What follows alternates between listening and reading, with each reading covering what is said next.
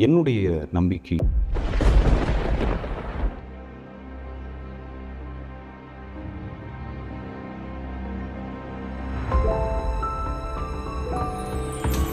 எல்லாம் உனக்காக.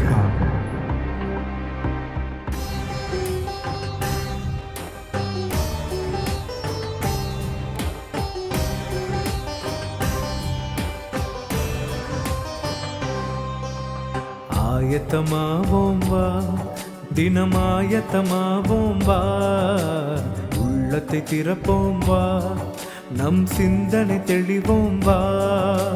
40 நாளில் மாற்றம் துவங்க ஆராய்ந்தறிவோம் வா. இந்த 40 நாளில் மாற்றம் துவங்க ஆராய்ந்திடுவோம் வா. நல்வழியை தேர்ந்தேவா, இறை வார்த்தையில் நடப்போம் வா. ஆயத்தமாவோம் வா, தினமாயத்தமாவோம் வா.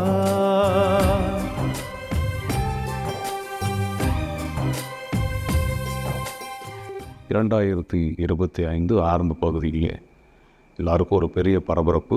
அமெரிக்க தேசத்தினுடைய புதிய அதிபர் ட்ரம்ப் அவர்கள் தேர்ந்தெடுக்கப்பட்டு பதவியேற்பு நிகழ்வு.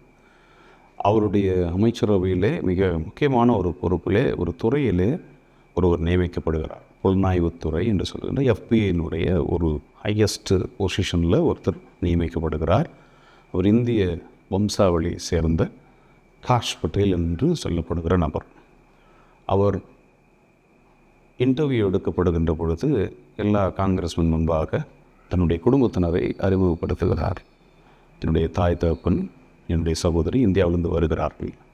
அதை முடித்துவிட்டு ஒரு வார்த்தை சொல்லுகிறார், ஜெய் ஸ்ரீராம் என்று தைரியமாக தன்னுடைய நம்பிக்கையை ஒரு கிறிஸ்தவ நாட்டினுடைய ஒரு முக்கியமான ஒரு பொறுப்பில் இருக்கிற ஒரு மத்தியிலே தைரியமாக சொல்லுகின்ற ஒரு நிகழ்வு. அந்த நம்பிக்கை சாட்சி பகர்வு என்னுடைய நம்பிக்கையை சீர்தூக்கி பார்க்க வைக்கின்ற ஒரு நிகழ்வு. டெனையல் என்று சொல்லுகின்ற தலைப்பு மறுதளிப்பு என்று சொல்லுகின்ற இந்த வார்த்தை கேட்ட உடனே நம்ம எல்லாருடைய மனதிற்கும் வருவது பேதுரு அவர்களுடைய மறுதளிப்பு. பேதுரு அவர்கள் தான் பணி செய்கிற இடத்திலேயே அழைப்பு பெறுகிறார். மீன் பிடிக்கின்ற இடத்திலேயே இயேசுநாதர் இடத்தில் சென்று அவரை அழைத்து தன்னுடைய திருப்பணிக்கு ஒப்படைக்கின்றார்.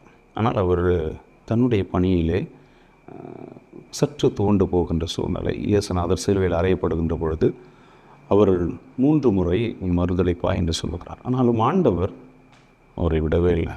அவருடைய பணிக்கு அழைக்கின்ற அந்த ஒரு தன்மை, ஒரு சிறப்பான தன்மை என்னன்னா, ஒருவரை ஆண்டவர் திருப்பணிக்கென்று ஒப்படைக்கிறார் என்றால் மறுபடியும் அவர்களுக்காக காத்திருக்கிற ஒரு விஷயம்.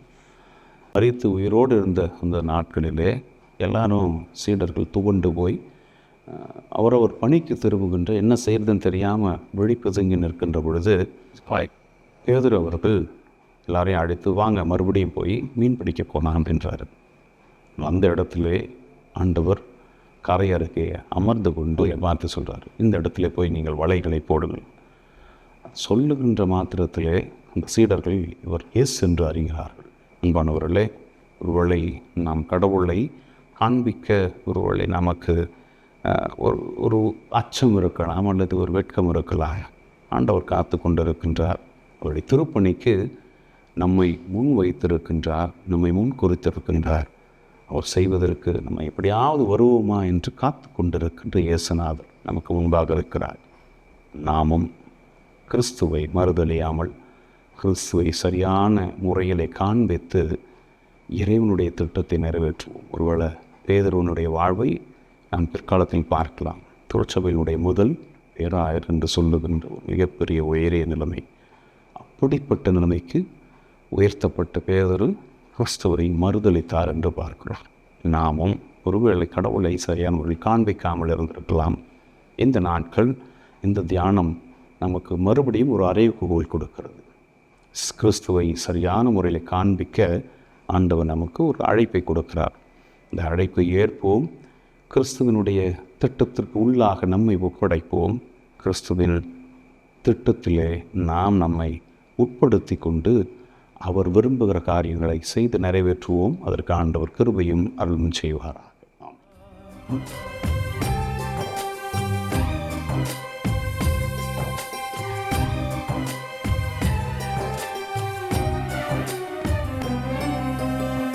சாம்பல் பூசி சரணடைவோம், ஒற்றுமையாய் ஜெபித்திடுவோம், ஆற்றல் வேண்டி தவம் இருப்போம், உறுதியோடு நிலைத்திருப்போம், ஏழ்மை மாற உதவிடுவோம், உறவை காக்க முடிவெடுப்போம், வேதம் கூறும் வழி நடப்போம், இறைவனிலே இணைந்திருப்போம். ஆயத்தமாவோம், நாம் ஆயத்தமாவோம், ஆயத்தமாவோம், நாம் ஆயத்தமாவோம்.